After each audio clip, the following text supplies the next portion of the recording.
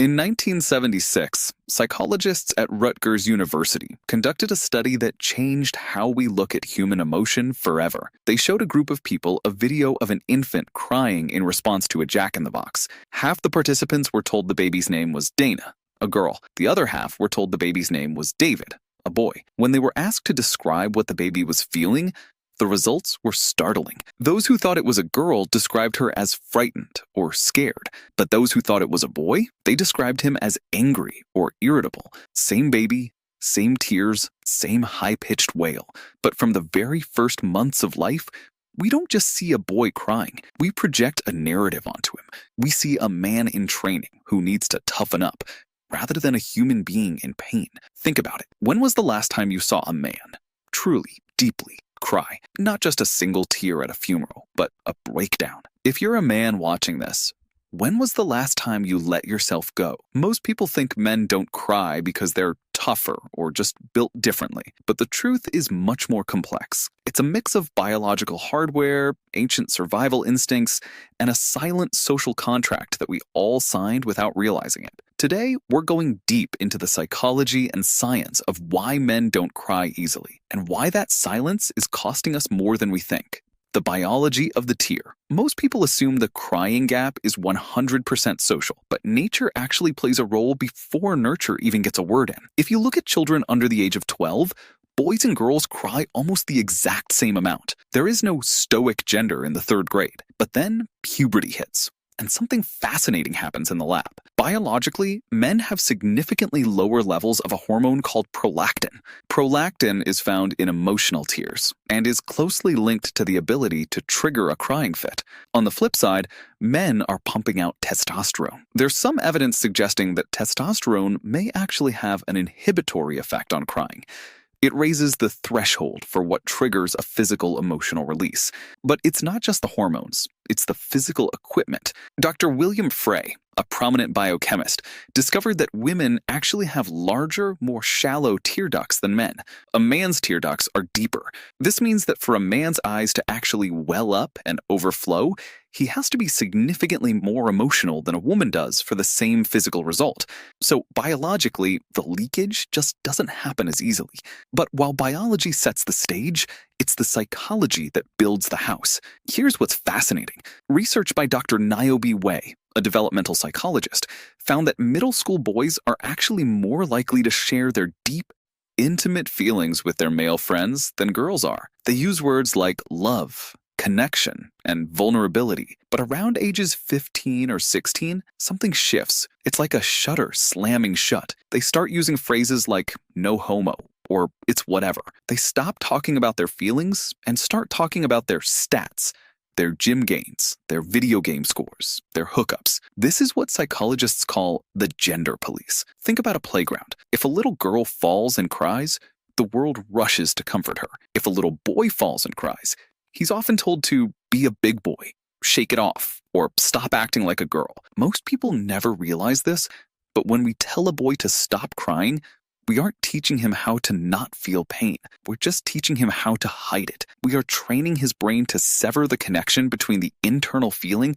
and the external expression. By the time that boy becomes a man, that severance is so complete that he might not even know he's sad. He just feels heavy or tired or nothing at all. But wait, why would we evolve this way? Why would nature want half the population to suppress their distress signals? From an evolutionary psychology perspective, it comes down to the role of the sentinel. For thousands of years, the male role was tied to protection and hunting. In a high-stakes, life-or-death environment, say a hunt or a tribal conflict, emotional displays are a liability. If the protector breaks down in tears during a moment of crisis, the group's perception of safety collapses. Men evolved a stress response dampener. In moments of extreme cortisol spikes, the male brain is often wired to bypass the emotional processing centers and go straight to the motor cortex. Don't feel, move, fix, fight. This was a survival masterpiece in the Pleistocene era. But in 2026, when the threat